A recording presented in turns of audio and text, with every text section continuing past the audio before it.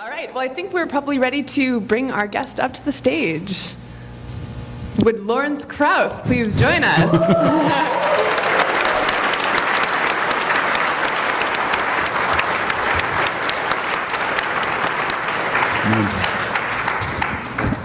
Great to have you. Thank you. So I'll do your official intro once the podcast I starts demand taping. an official intro. Yeah, okay. Massimo, you want to kick us off? Oh yeah, it's up to That's me, your right? job. Has been for 4 years. Like I should know that sort of stuff, right? Okay. Oh, that's nice. I don't have my introduction. Oh yes, I do. I should also, as Julia pointed out, I should also have memorized it in 4 years. But It's like 2 lines. It's been the same yeah, 2 lines for 4 listen to years. this. Okay, ready? Ready? Welcome to Rationally Speaking, the podcast where we explore the borderlands between reason and nonsense. I am Massimo, your host, and with me as always is my co-host, Julia Galev. Julia, what are we going to talk about today? Well, Massimo, today is a very special episode. First, because we are here recording live in front of the lovely audience at the Northeast Conference on Science, New York. I'm sorry, what was that Northeast again? Conference on Science and Skepticism.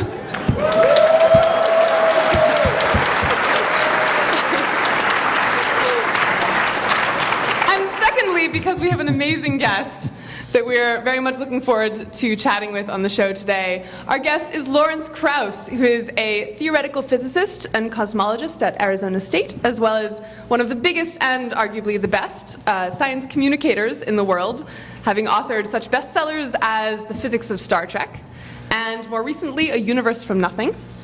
Although arguably his biggest claim to fame is having been once quoted by Miley Cyrus. Absolutely.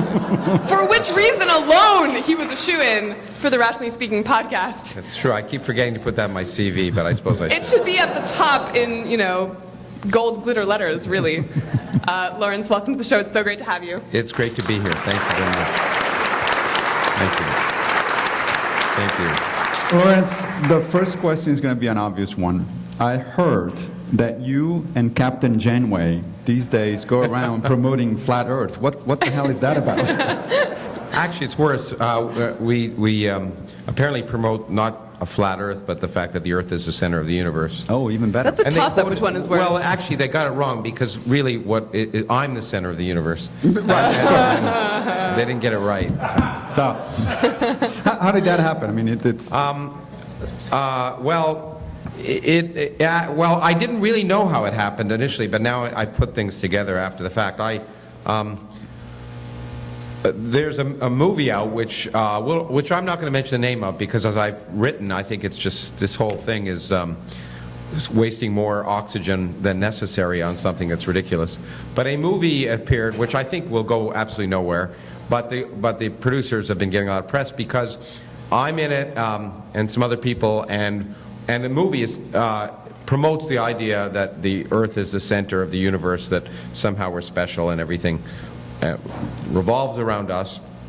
And moreover, actually, I understand one of the producers is also, and I find this poignant and appropriate, he also was responsible for arguing that the Holocaust never happened. Oh, there you go. And I actually think that's great because people will see this and realize that it's this obscene nonsense in one area is obscene nonsense in another, and so it'll help remove any credibility whatsoever. But in any What case, direction do you think that's going to go? Like, are the Holocaust deniers going to go, oh, God, he's a geocentrist? no, That's embarrassing. It's funny. My hope is, I'll tell you a story about that because a lot of people want to debate me about various things, and so I had a policy I used to have. So I'd get these questions from creationists, and they always say things like, well, how do you know this, and you haven't quoted this, and you don't know about this evidence of this fossil with dinosaurs and human walking together and all this nonsense. And then so what I like to do is I tell them, do you believe in UFOs? And of course not, And I say, well, how do you know? Because there are UFO people who want to always be on stage with me, and they always say things like, well, you don't know about the 1946 episode in Croatia where 6 people had their navels, whatever, anyway.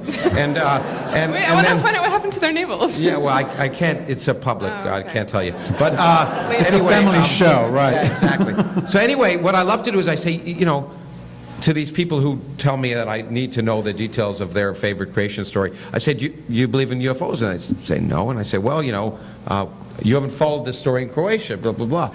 And then to the UFO people, I do the same thing. I said, you believe in creation? And they go, no, of course I'm scientific. I don't believe in that.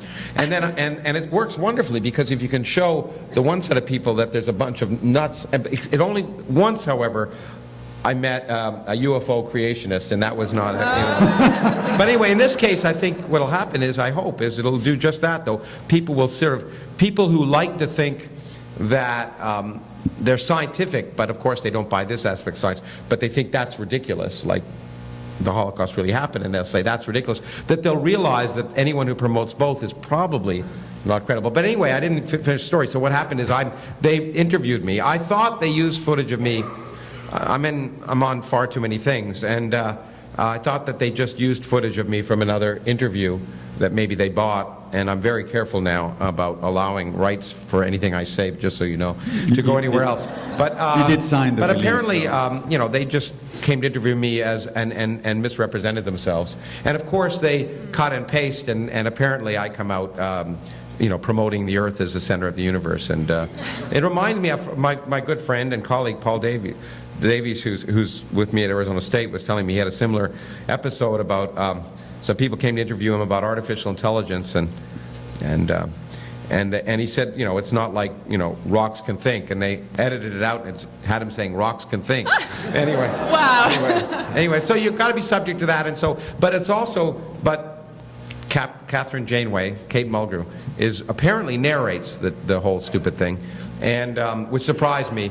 But after I wrote a piece in Slate about this, she's come out and said she didn't know what it was about either, although she narrates it. So it's so happily, the two sort of people that are known in the movie have both come out and said it's a piece of garbage, and hopefully that will help. Maybe they tricked her into narrating by giving her a script that had just, the actual script for the movie, but at the beginning said, none of this is the case. Yeah. And so she read that whole thing, and they just edited that out. Well, it could have been, to be fair, she just may say, a narrator of a TV show like that actually often has very few lines, just sort of introducing and saying some wowies, I think. So let's give her the benefit of the doubt. And but in any case, bottom line is, sure, it's fun for a lot of people that this happened, but now let's just forget about it and let it drift into the dustbin of history. Sure, let's talk about serious stuff instead. Yeah. So the last year or so have been great for physics. Yeah. The Higgs over here, the gravitational waves over there, Yeah. that sort of stuff. Now, most of the people in the audience probably know at least some of the sort of the basic science.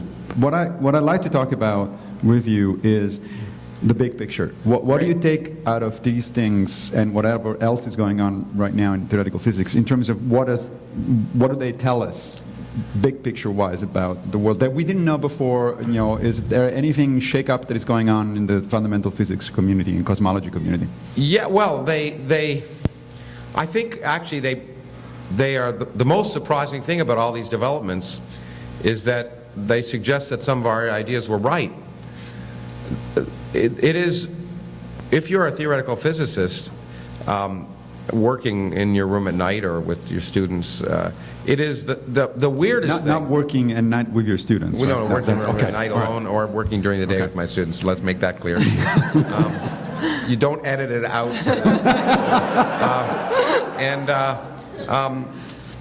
It is the least expected thing is that something you're writing down that nature actually obeys, because it never happens. As I say, most of the time it doesn't happen for me.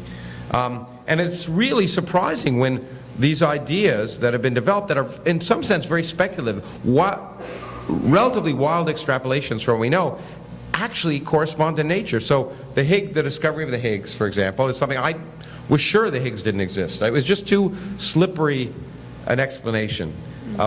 It was simple, but I thought nature would surprise us. In fact, I'm always surprised when I'm not surprised, because nature, the imagination of nature is. You're meta surprised. I'm meta surprised, okay. Exactly, to use a philosophical term. But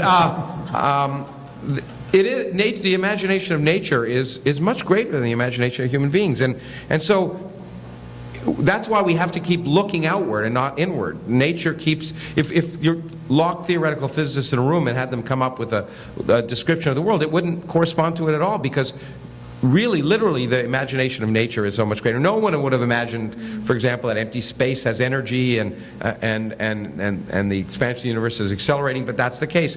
At the same time, the Higgs particle is related to the idea that there's this invisible field throughout the universe that you can't detect, which sounds like religion. And they don't call it the God particle for nothing. Well, one person called the God particle was a bad name. I wrote a piece, as you probably know, called it the godless particle. But there's also that goddamn particle. Yeah, I know, there's that. He claimed that's what he wanted to call it. Leon is a very funny guy, but I think he knew what side his bread was buttered on. But anyway, so there's this invisible field that is responsible for giving mass to everything, and it sounds nice, and it would be like religion if it didn't also. The thing that makes it science is you can make a prediction. As I often say, with this field, it's invisible, but with every field in physics, there's a particle associated with it. And so how can you find out? Well, you just spank the vacuum. It's Sunday morning, we should talk about masochism a little bit. Sure. You spank the vacuum really hard, and if you give enough energy at a single point, you'll kick particles out.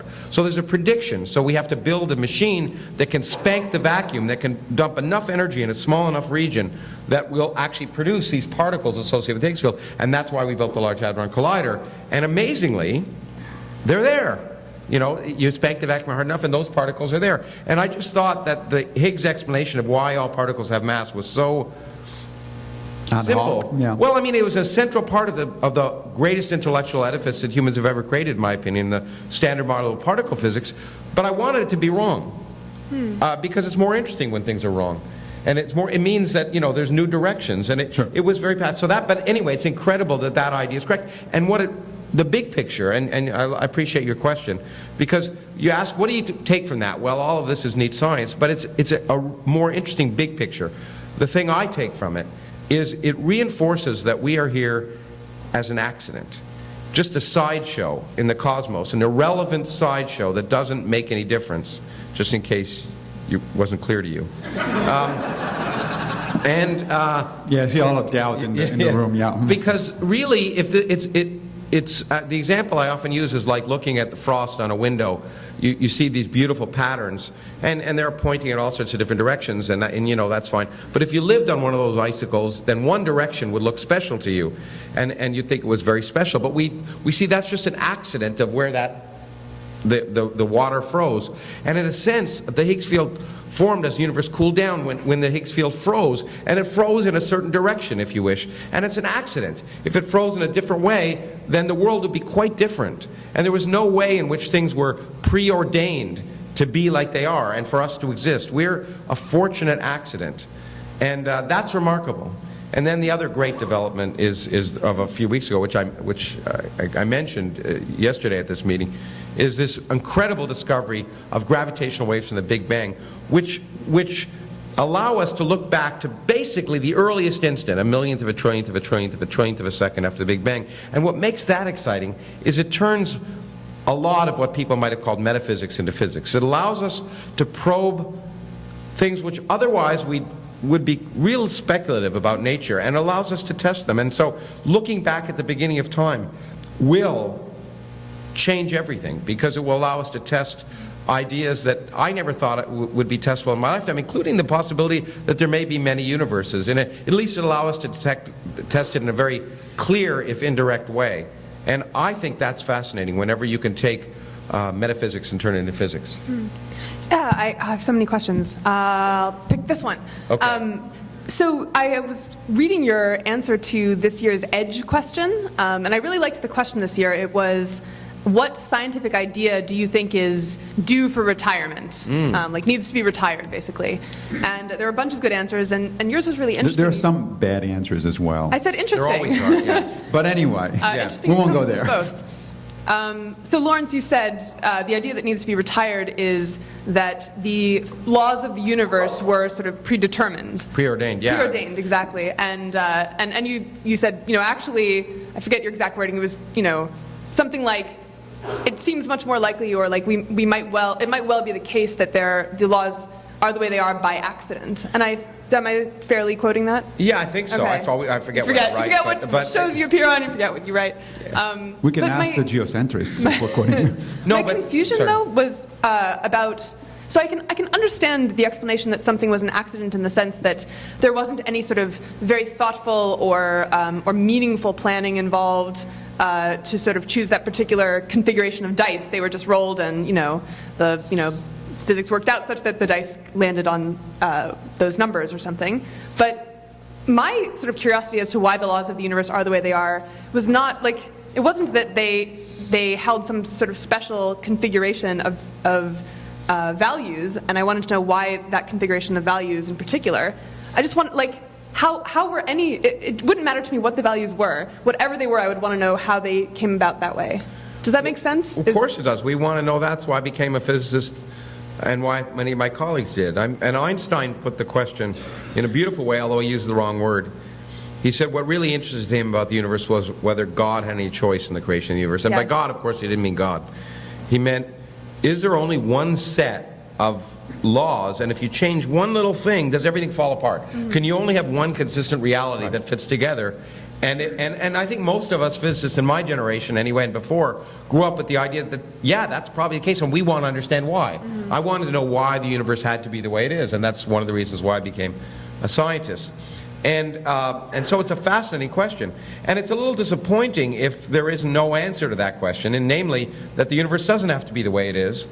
And our universe may be one of many universes, and laws of physics could be different in each one. And the reason the laws are what they are is natural selection. It's not when one says that the universe is the way it is so that we could live in it, it sounds, and many people misinterpret that to be intelligent design or some divine thing. But really it's just natural selection. It's the same reason that bees can see the colors of flowers they can see so they can get nectar. It's not that they were designed to do that, as if they couldn't reproduce. And bottom line is, it's not too surprising for us to find ourselves living in a universe in which we can live. The opposite would be very surprising. And you could write a whole book about that. But and so it may be that, of course, in our universe, it allows life forms to evolve and matter to evolve, and the laws of physics to evolve in such a, or to be in such a way that we can be having this conversation now. But it could be quite different in many other universes, and some of those universes might not harbor life. Although it's important to point out that just because the parameters are very different, we don't know. We don't know what the locus of all possibilities for life or intelligent life are. We know one example. Okay, carbon-based life forms living around a star with water and sunlight.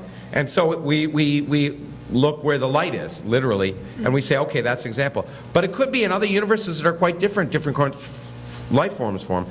But the big question, you might say, is, well, still, what determined all this?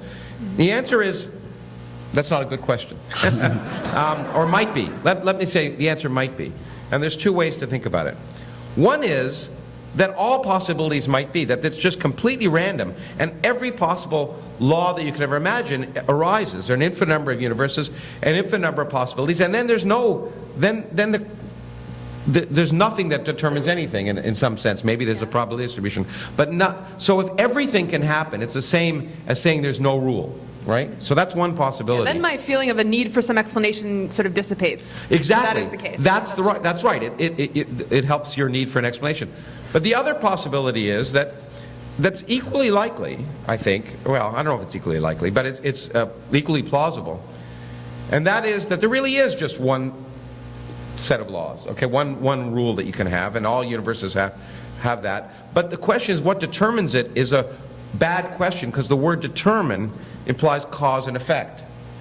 But if our universe came into existence spontaneously, then space and time came into existence spontaneously. And time itself may not have existed before our universe existed.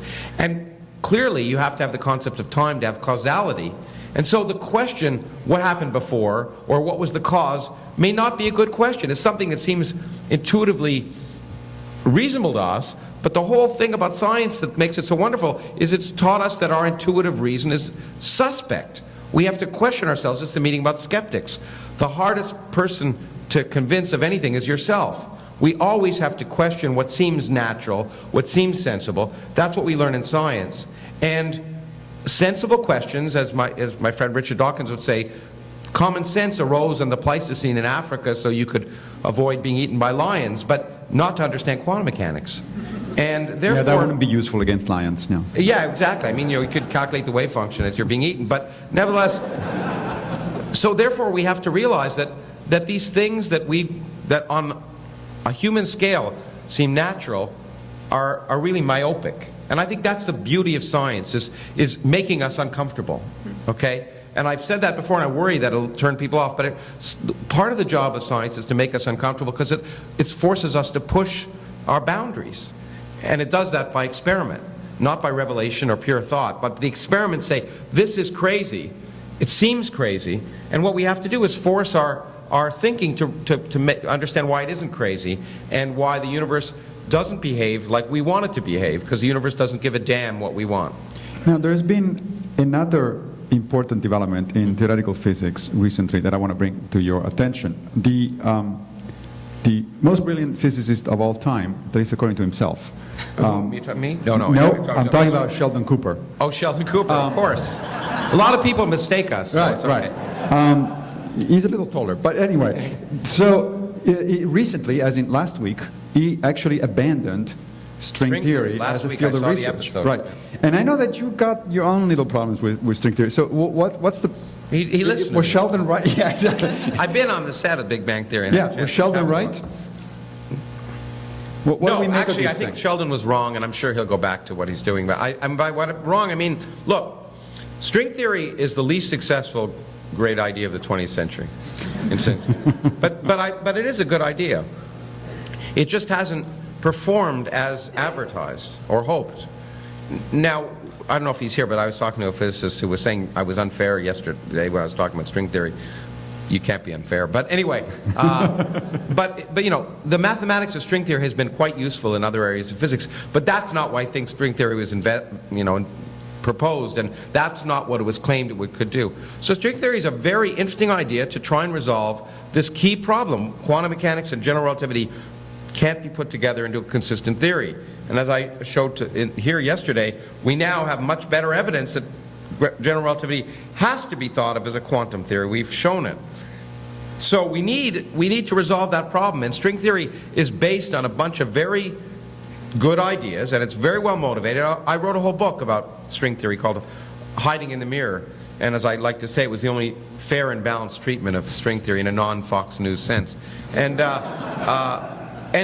there's a lot of good reasons that we've been driven to it, but there's no evidence that it's correct in any way yet. It's well motivated, but it hasn't explained anything about the universe that we didn't understand before yet. I mean, any physical phenomena. It's not made any predictions. And it's unfortunate in some sense, because the success of the standard model that we were talking about, it was very frustrating for physicists like me and some young people who were maybe doing physics in the audience up till this last year. Because from the 1970s to last year, in some sense, we've been living with sensory deprivation. We had this incredible theory that explained everything we could see, but there was no data that would tell us, it would push us beyond that. And anyone knows who's been in a sensory deprivation tank, and I have, that after a while you begin to hallucinate. And so we've been hallucinating for the last 30 years, and string theory is one such hallucination, but I don't mean that in a bad sense. Because no, some hallucinations are good, absolutely, yeah. And I mean, in physics, I get paid to hallucinate. I get paid to think of all sorts of possibilities, and most of them are wrong. And that's one of the other things that, the problems I had, one of the reasons I sort of spoke out about string theory was that one thing we don't convey to the public is that most ideas are wrong. Most experiments are wrong, too, right, the first time they're done. And so I don't think it's fair to the public, and I said this to my friend Brian Greene, who lives in New York, and I think he was offended at the time, but I think he maybe almost agrees with me now. That it's not yet ready for prime time. He was offended at the time because he was trying to put it in prime time. But you know, there are a lot of ideas that are really interesting, but there's no need to talk about them in public because there are incredible ideas that actually do describe the universe, that actually have made progress, and those are the ones we should focus on, because if we promote all of our ideas, most of them are wrong, and the public gets the sense like, as well, there's nothing really objective about science. One day they think this, the next day they think that. I shouldn't believe any of it. So I think we have to be very careful when we communicate to the public about science that we're talking about things that are well tested and established, or if we're not, that we make it quite clear that they're fascinating but speculative, and we owe it to the public to make that distinction. Now that's an interesting point. I want to actually go back for a second, in a second, to string theory before we leave that topic. But the comment you just made is interesting. So it seems to me that one of the reasons why Brian Greene and many other people have been, in fact, you're right, putting stuff out there for prime time, which is arguably not ready. Well, I think he tried very carefully. I mean, I have great respect for him. Absolutely. It's not a criticism of him. I think it's an observation, a more general observation, because it doesn't actually apply only to physics, to public outreach in physics. We've heard even at this conference similar problems may be happening in neurobiology, where a lot of interesting research is going on, but then the popularization of that research, even by some neurobiologists, goes way beyond what is warranted by the actual evidence. I'm wondering, you mentioned Fox News earlier, and is science popularizing beginning to be affected by a similar issue that, like along the lines of the 24-hour networks? In other words, if you have a lot of journals and magazines and newspapers and blogs and all that that are dedicated to science, you got to talk about something, and you got to talk about something special and surprising and stunning all the time. Yeah. And science just doesn't progress at that rate. Well, I think you're absolutely right, but I think it's not just true for science, it's true for news in general. Yes. If you watch CNN, most of it isn't news. Right. The 24 hours, you got to fill up with something. And I think there is this great, and it's been, I don't think it's recent. I've watched it since I was younger. I used to call it People Magazine Science. And I think the notion is that everything and every person has to be touted as the next Einstein. Whenever they say, oh, this young person, this young physicist is the next Einstein, and it has to be done with hyperbole, because the feeling is you've got to rise above the noise and you've got to make news. And it's really unfortunate that, first of all, I don't generally like science when it's presented through its personalities, because, like it or not, most scientists are like most academics, and that's pretty boring. And everyone has to be presented as some neat guy who had this dream in the middle of the night. Actually, or neat woman. It's worse than that, because it's not only most of us are boring, but all of us have a big ego. So when you couple a big ego with boring personality, it's just really not it's good. Insufferable. It's insufferable. Let me, yeah. And but so it shouldn't. I mean, look, people like to learn history and they want to know about people. So even in my own books, I try and weave the history in often, because it's comforting. But the trouble is when people try and say, well, the ideas are not of interest, so we'll try and stress the people or something, and that'll be our story on this neat new discovery, when in fact the ideas are wonderful. And I was just talking to a friend of mine last night about this, that we in watching when watching television in particular, the way science is done on TV, I think it's because of the Sesame Street generation that need constant stimulation. Right. But if you compare many of the programs, and they'll remain unnamed, that you see of science today, and you compare, say, one of my favorites was Jacob Bronowski, The Ascent of Man. And once I was at a meeting where I compared that to another program, which again will be unnamed, a more recent one. We're talking about quantum mechanics, and this other program, had all these effects and telephones ringing and all these other things. And in Jacob Bronowski, you see him standing there talking to a camera, mesmerizing you with the ideas. And I just think it's a shame that that TV producers in particular, think that you need to substitute graphics or stimulation for the ideas, because the ideas are fascinating. And I'm convinced that people will be fascinated about those ideas if you present them correctly, and it's a shame that it's done. Do you want to return to string theory? Yeah, I wanted to turn to string theory for a second. Oh, you have a question about that? Yeah, so my question is, I've heard plenty of very smart people being disappointed with string theory's progress or lack thereof. But I haven't yet heard anyone even sort of postulating what we might turn to next, or where we might even start looking for an alternative. Well, you know, for instance, what the hell is loop quantum gravity? Well, loop quantum gravity. I mean, it's very funny that the people who do loop quantum gravity criticize string theory, because if you live in glass houses, you shouldn't throw stones. But the key point, and I've emphasized it before, is the reason string theory is so popular is essentially the only game in town. Now, there's this other game, but I'd have to say, among most physicists, they think that string theory is more compelling. It really is the best idea to try and unify gravity and quantum mechanics, but the best idea may not be the right idea, and it's not, and this is really important. Elegance doesn't matter in physics. We have a generation of young. One of my problems with string theory, and it's going away now that we have data about other areas of physics, because the rats are leaving this ship. But there was a generation of young people who seemed to think for a long time that complicated or difficult was the equivalent of great. And it's not in science. What's great in science are ideas that actually work.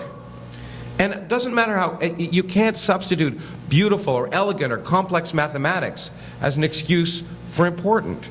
And so that was sort of what was sad to me about the heyday and hoopla over string theory, is that I met a lot of young people who seemed to think that the more complicated, the more difficult, the more complex mathematics you did, the better. And it's just not the case. Now, complex mathematics is very useful in science, and a lot of it gets turned into physics, and there's no doubt in the kind of work I do we use complex mathematics. But what really matters is does it explain anything? And as my friend Frank Wilczek, who's a Nobel Prize-winning physicist, used to say, and I think it's a wonderful way of putting it, he said, I don't want a theory of everything. I just want a theory of something. Right. Speaking of theory of something versus everything, so one of the problems, as far as I understand it, and I'm not the physicist, and I don't play one on TV either, with string theory is the following. It's not just, as you pointed out a minute ago, that, well, so far it has failed to make predictions that are testable empirically, so it has not made empirical contact, which is a problem in and of itself. But from my understanding, there are some versions of the theory that actually are being presented as sort of not one theory, but a landscape of theory with a very, very, very large number of different solutions. Now, this has been an interesting discussion to me, because what that means is that since this number of different versions of the theory is so high that it essentially becomes impossible in principle to really narrow it down to, well, this is the right place on the landscape. Well, what happened is, some people have been starting to ask, well, then if you go that direction, are you really doing science at all at that point? And interestingly, I want to know how you think about this. Interesting, in the response from some string theorists has been to basically bite the bullet and say, yes, this is going to be a new way of doing science. Science will have to detach itself, at least in part, from empirical evidence and just rely on the compelling mathematics. I take it you're skeptical of that sort of thing. Of course. I think people have argued a lot of things before they make progress to justify what they're doing. It's happened in science, and then you make progress, and all of that goes away. The origins of string theory was in an idea of trying to explain the strong interactions in the 1960s, the fact that there was particles kept being produced and the theory seemed to make no sense and produce infinities, and it turned out you could get rid of those infinities if you had a 26-dimensional theory based on strings, and that was the origin of string theory. And physicists were so desperate to explain this, all these new particles that were being discovered in the 1960s, that some of them bought that or were willing to argue that 26 dimensions actually existed rather than have those infinities. What happened is we came up with a good theory of the strong interaction that explained everything, and that went away for a while. Now, it turned out that those ideas could be then applied to another theory that had infinities, namely gravity, and a lot of people bought into it. Now, the notion that something you said was very important. Well, I thought, sure, everything you said was very important,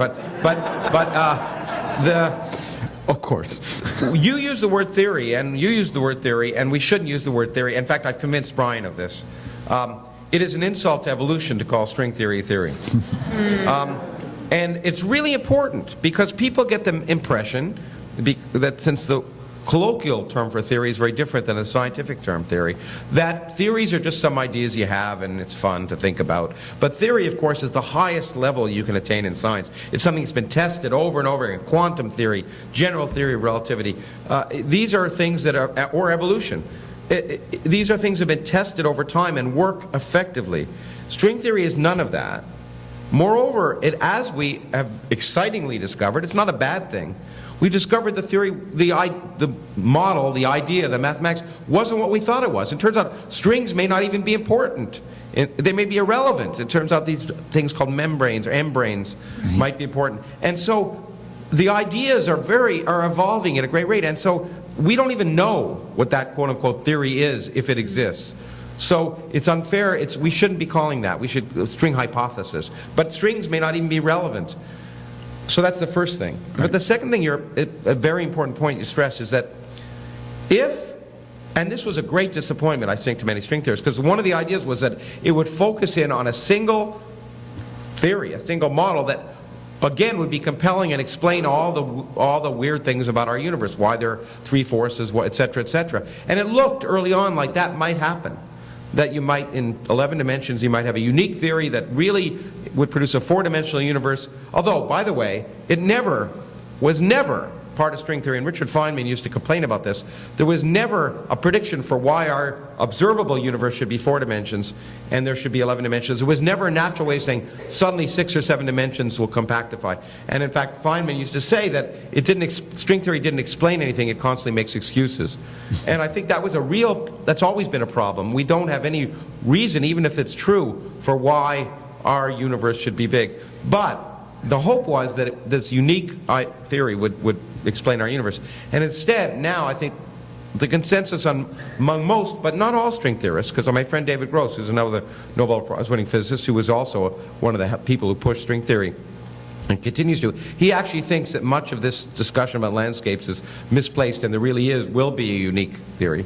And it may be. But right now, the problem is it predicts potentially every different possible set of laws of physics may result from this one idea. And then if it can, therefore, by the way, it can never be wrong, right? Because anything you measure can be consistent with one of these. And as you point out, maybe that, is that science? If you can't be proved wrong, most of us would say it's not science, because science is based on what you can prove wrong, not right.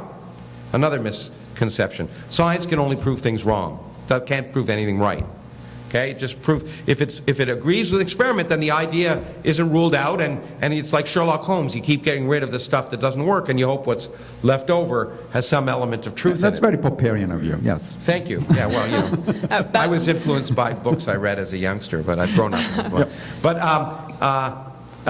in any case, I think that is a problem, and it may be that it's not so much because of string theory. But it may be the success, the embarrassment of riches that have happened, as we were discussing at the beginning of the program, the discoveries we're making about the universe, and the reason I wrote my last book, are taking us to realms where we didn't think we could even ask the questions as scientists. And what we're learning is that we're running up against what may be fundamental limits that limit our empirical ability to answer questions. We're running up against the limit, for example, that we live in one universe. Most of us do, as I like to say. The Republican Party doesn't. But most of us, because we live in a single universe and we have access to only a certain set of information, there may be fundamental questions we can't answer directly. And those used to be so far away for the domain of empirical experiment or investigation that we didn't ever think about them 20 or 30 years ago. But we've made such progress that we are empirically addressing questions now where we are limited by the fact that we live in one universe. We actually call it, in one field of physics, in cosmology, we call it cosmic variance. Namely, certain parameters of our universe look like their result from quantum mechanics. In fact, the new gravitational wave data, as I talked about, implies that even more. But quantum mechanics has probabilistic results. The theory itself is deterministic. Let me make that quite clear. The universe is deterministic, no matter what people say about quantum mechanics. The theory is based on a second-order differential equations. You provide the initial conditions, and the equations evolve deterministically. But the measurement of those wave functions, which are deterministic, is probabilistic. But that means if the theory, the fundamental theory is quantum mechanical, the manifestation of it in different universes can result in different measurements. So that when we see something on our universe on the larger scales and it's strange, to some extent we can't say, is it strange because the idea is wrong, or that we just live on an outlier? That this particular manifestation of an underlying probabilistic distribution, we're just not typical. We're just in an outlier. And that is a real problem, because when you see these strange things on large scales, you don't know if it's an accident of probability or real. It's like doing medicine and epidemiology. Okay, how do you do it? You get a large medical study involves 2 patients, okay, or 1. Let's say you do a study with 1 patient and you see they're 7'4". Okay, say, well, does that imply all humans are 7'4", or should I understand human physiology by assuming all humans are 7'4", or did you find a basketball player by accident? And that's the question we have to ask about the universe as a whole, and we don't know the answer. Right, the principle of mediocrity may not apply, basically. So the idea is that it's a reasonable principle to start with. Right? If you don't know anything else, you assume that you're about in the middle of the distribution. And it works because but you may not be. The probabilities tell you that most of the time you're in the middle of a distribution. Right. So it's a good bet. Yeah. But, so we've touched on maybe 3 times so far in this conversation criteria for evaluating theory. Am I allowed to call these theories? You can call whatever hypotheses. you want. Speculations, Yeah. dreams, Anyway, hallucinations. Whatever. And so you've touched on the criteria of simplicity and your sort of preference against using that criterion in the case, say, of the was it the Higgs boson? Yeah. Yeah. And on the elegance criterion. There's only one criteria. I mean, it's not a forgive me, it's not a philosophical question. There's one criteria. Does experiment determines whether when you're in the phase where you're deciding what to even spend your time, thinking about before you get to the point where you're trying to design an experiment. Well, what people do, and this is very clear and appropriate. It may not sound that way. People pick the ideas that they find attractive, and they work on them. And that's why I meant it's wrong for Sheldon to give up, because if he thought it was really beautiful theoretically, he should continue to push it and not give up until he knows that it's wrong. And so it's really important. Yeah, I actually think it requires 1,000 points of light. I think when science is healthy, it requires people to look at a lot of different directions, not just one. And we don't know which direction is going to be fruitful. And the only way you can work for 20 years on an idea is if you have some inner feeling that it must be right. And that's fine, that you might call that faith. But the difference between the faith of scientists and people in religion is you may have faith that this idea is correct, but the second you discover it's not, you throw it out like yesterday's newspaper. That's the difference between the faith of science and the faith of religion. But of course the problem, in part, as we've been discussing, there you go. But the problem, as we've been discussing with string theory, actually the 2 problems are, first of all, that has been, you just presented this model, which I think is correct, of science as essentially a shotgun approach to things. That's why the National Science Foundation funds, and should actually even more, a variety of projects at possibly a lower budget than you would otherwise, because you don't know, you cannot predict which one is going to actually pay off and which one is going to turn out to be a dead end. But the problem, it seems, that in fundamental physics over the last several decades is in fact that string theory has been almost the entire game in town. And some people said that I agree with you. I mean, what we used to say, I don't think it's so much anymore, but in the 90s in particular, what people were upset about, and rightly, was that the only people who were getting jobs were young string theorists who actually what they'd shown is that they were smart. But that's it. I mean, they did very complicated things, but none of those things had implication. And people who were working in other areas, including what you might call phenomenology, what we call phenomenology, which is trying to explain experiments, were not. And that was an unhealthy situation, I think, because it was sort of a monopoly. Now, on the other hand, it's not so bad to give smart people jobs in academia. Usually, and in fact, as a chairman of a physics department, that was my criteria when we used to hire, and it still is when I try and hire people, is not so much that what they're working on is important, and we, of course, that's one thing. But, good people is to hire someone who you think is going to be good and be good in the long term, because things move on. And so it's not just someone who's working on something that's hot now. What you want to do is hire someone who has the capability of moving with the field. Right. And therefore, one of the things that's useful is to hire smart people. Now, we're almost to the Q&A, but I want to pick your brain about something else. So you mentioned at some point a few minutes ago the word natural selection, which of course is a concept that it's important from biology. And as you know, some people, particularly Smolin, have been proposing this idea of sort of cosmic natural selection. I looked into it as a biologist. And it's garbage, right? Yeah, I don't buy it. Oh, I don't buy it either. You know, the key is a key point, and you know this, but I'll talk. Sure, go ahead. Really? Is that?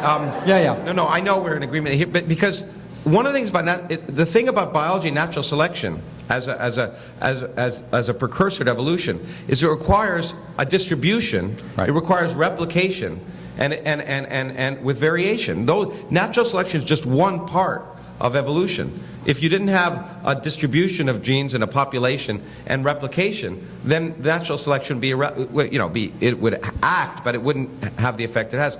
And what's ridiculous about and Lee is a friend of mine, but I was very upset or disappointed when he wrote a book. Basically, it said, there's cosmic natural selection and evolution. The universes, the information from one universe evolves into the next universe, and somehow that leads to. There's no evidence of that in science. Natural selection may operate in the sense that we are selected to be in a universe that we're in, but that's not the same as evolution or adaptation in any sense. And it was an example, in my opinion, of exactly what I said you shouldn't do for the public. Because I know that Lee wrote a paper. It was a speculative paper. And that's fine. I have no problem with publishing speculative papers. But what I have a problem with, and I apologize, Lee, if you're listening to this, but what I have a problem with is when you take those speculative papers, which deserve to be there, but most of them are going to go by the wayside, and write for the public as if it's somehow well-defined, well-accepted theory among scientists, because you're doing everyone a disservice, in my opinion. And Professor Krauss just passed Biology 101. So, should we go to the Q&A? I guess we should. How much, Jamie, how much time do we have for Q&A? 15 minutes. Right? Oh, okay, great, yeah. So, okay. Yeah. All right, so I think Jamie's going to go around with the mic? No. A line, okay. Can we have this mic live? Great. From Brian. And so most of our audience knows Brian, who helped us put together Stimulus Response.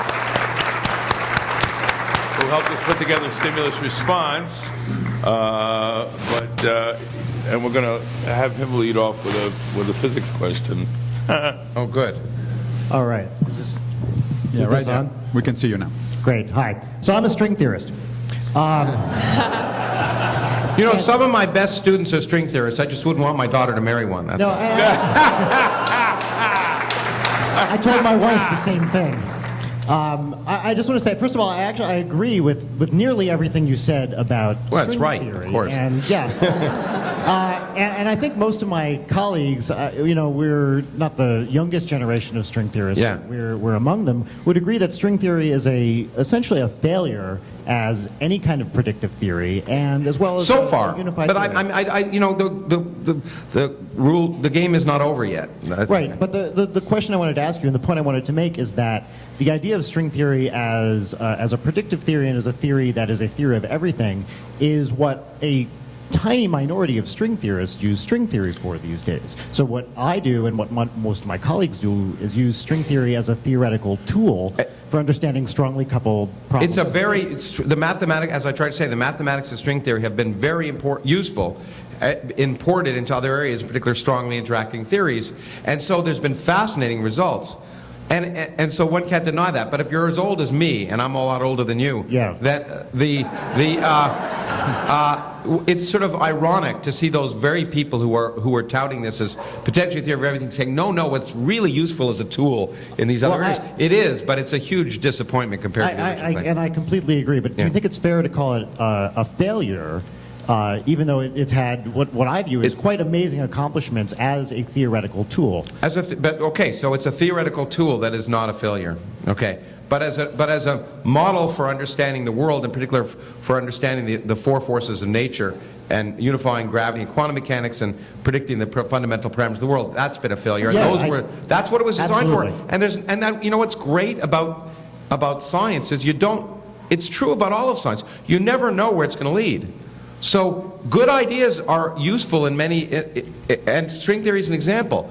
Hard work generally pays off. And there was a tremendous amount of hard work developing the mathematics of string theory, and it's paid off in another area. There's no doubt about it. Not if you're Sisyphus. But the thing is, now I'm confused, because can we have an example, very briefly, of something that string theory was actually useful for in terms of science, not in terms of developing more complex mathematics? That's great. Well, so one thing that is currently under consideration is using this idea of holography, or ADS-CFT, to study systems in condensed matter physics. So I think it's not completely clear if there's an experimental prediction tied to this yet. But no, there's even for understanding, that sounds like the same kind of problem. No, but there's what you're working on actually. And by the way, one of my students is one of the people who applied string theory to condensed matter. I'm very pleased with his work there. But another area is that many of you know I've written about Richard Feynman, and Feynman developed these things called Feynman diagrams, which are what we use in particle physics to try and calculate processes. And literally, it was problems with those Feynman diagram calculations that led people to the notion of string theory as a different way of solving this problem in the 1960s. And it didn't, okay? But it turns out that what string theory gives you is a mathematical tool that allows you to sum an infinite number of Feynman diagrams, which you couldn't do in any finite time without that mathematics, and try and get results about theories for which you couldn't get predictions before, strongly interacting theories. So that's where I think the mathematics of string theory has been quite useful. Yeah, I agree. Okay. And Can we have a next question? Yeah. As a reader of, a layman and just a reader of science through the popular press, when it was reported that neutrinos were measured to go faster than light, my first thought was, I'll just wait till they correct themselves. But how did you experience that? Well, of course. Can you repeat the question? Oh, yeah. So the question was, well, as a lay reader, when we first read that neutrinos travel faster than light, he didn't add that, but that's my idea. He wisely assumed that you just wait till it corrects itself. And by the way, that should be your response to any new result that's quoted in the press. Is to be, no, I'm serious. I mean, not just to casting aspersions on the press, and they deserve that, but it's that you should be skeptical. That's what this whole thing's about. And so if something's been done once and it's surprising, most surprising results are wrong. And so that's why I often think it's premature to as it was in the case of neutrinos traveling faster than light. My response was a sigh. I mean, my first response was, it's even worse. I knew it was wrong. There were so many, because again, people think that science is just a set of disconnected facts. But, you can't make neutrinos travel faster than light without other implications. And having to do with quantum field theory, which is the theory at the basis of the Standard Model, which works for understanding every experiment that's ever been done. So it's not as if you can change one thing with impunity. It's not, you change that fact there, you make all sorts of other things wrong. So it was pretty. Now, that doesn't mean it was necessarily wrong, okay? But it meant it was highly likely it was wrong. It was a good bet. Yeah, I have this mantra, which I got from the publisher of the New York Times, which is, I like to keep an open mind, but not so open that my brains fall out. And my argument, and I think Massimo will appreciate this in particular, I knew it was wrong right away, empirically, because the experiment occurred, these neutrinos were generated in Geneva, and they were measured at a tunnel in the Italian Alps, basically, and they arrived 60 nanoseconds too early, and nothing arrives early in Italy. It was That's just right. That's right. No, that's an empirical law. Next. Hey, so when you were talking about the bounds of only living in one universe, I was thinking there's all the theories about having the multiple universes and all of that stuff. I'm probably not I completely understand this, right? But could there ever be a situation where like multiple universe would exist in a way that they could interact or expand in each other? And like, again, how would our universe is expanding and all this? We don't even completely understand the stuff that's making it expand and making it accelerate, expand. And how would what would happen?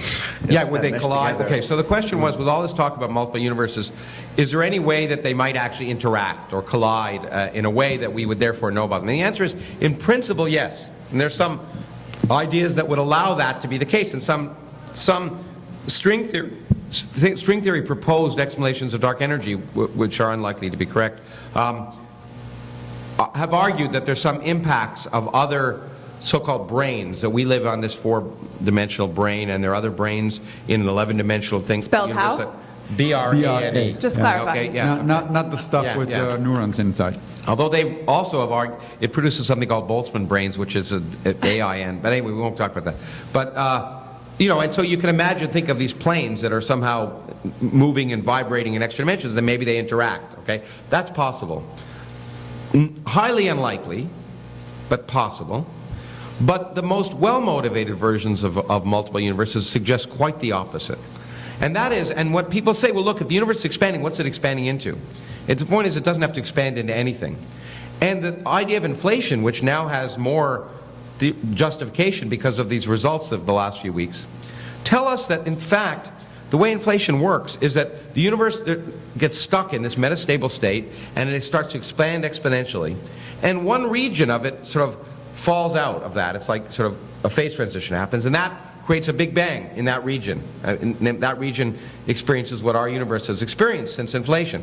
But what happens is, in between those regions that are falling out of inflation, the rest of space is expanding exponentially. So in fact, they're getting further and further apart, if you wish, and it suggests that there is this multiverse of universes, some of which are just being born right now, and other ones which may be dying right now.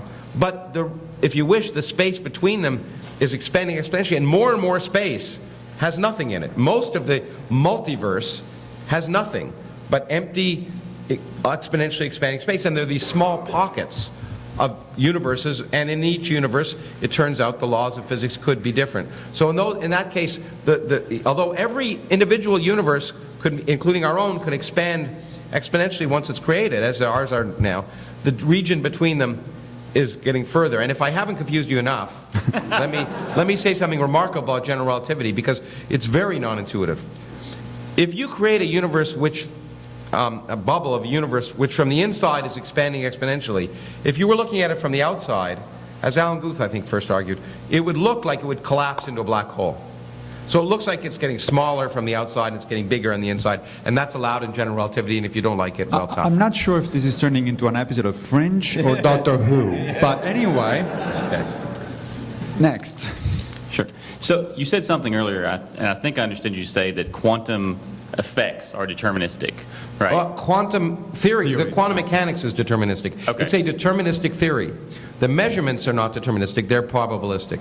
Right. The underlying wave function is completely determined, but when you try and measure that wave function, you'll get results which form a well-defined and completely determined probability distribution. So the probability distribution is determined with 100% preordained accuracy, if you wish, but what you measure is at each experiment is you measure one test of that probability distribution.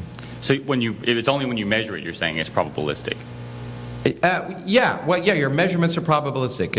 The evolution of the system is completely deterministic, and so at some, I mean, this leads to the philosophical questions of free will. But let me just say my version of that is that there's clearly no free will in the universe in the sense that the universe is deterministic. But we live in effectively a universe that has so many degrees of freedom, and that effectively we live in a universe where free will exists. And so operationally we can behave as if there's free will, even if we are happy at some level that, to accept that there isn't. And that resolves this fundamental dilemma that Newton had, right, of a mechanistic universe with. Is that because you just don't know the initial conditions well enough?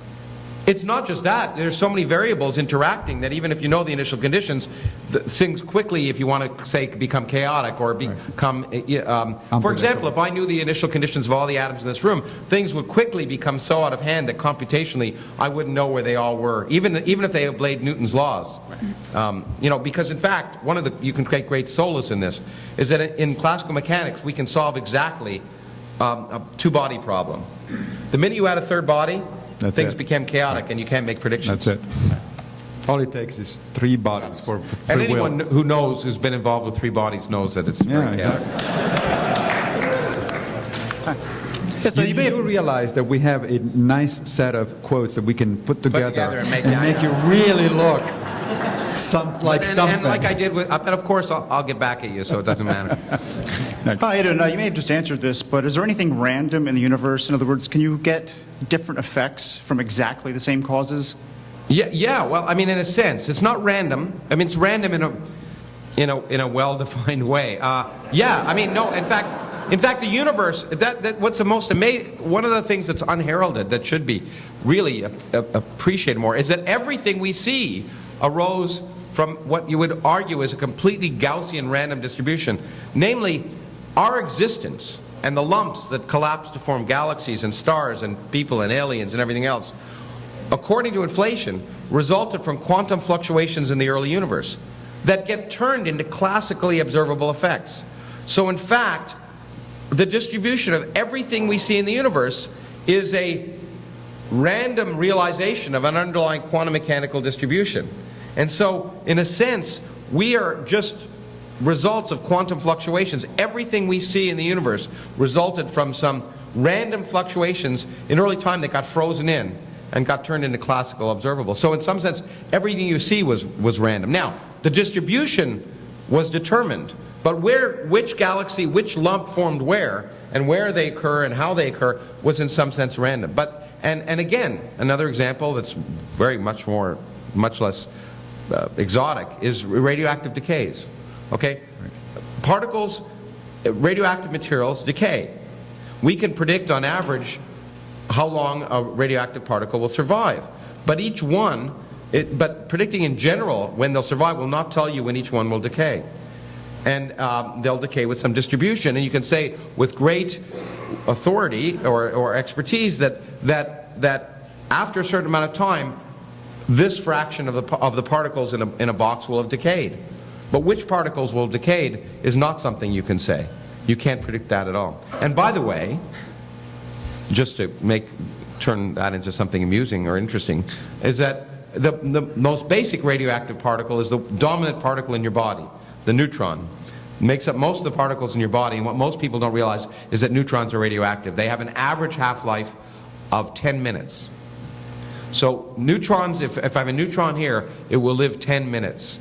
But most of you will realize, perhaps agonizingly so, that this podcast has lasted longer than 10 minutes and you're still here.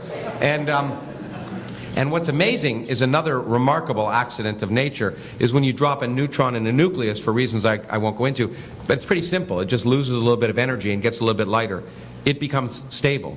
So we think of these particles as stable because they're in nuclei. But if you had the neutrons in your body, took them out, they would randomly decay, and you couldn't say which one would decay when. So hopefully that answers your question. I think we have maybe time for one more question. Are there any more questions? No. It was lie. Well, I'm sorry we have to wrap up. Sorry. I was wrong. Yeah. Sorry. That was random. Massimo, In case always you didn't getting your know, hopes that up. was very random. I tend to be optimistic about time. That's it. That's it. Well, Lawrence, it's been such a pleasure having you as a guest. It's been a pleasure to be here. Too Thank long you all. coming.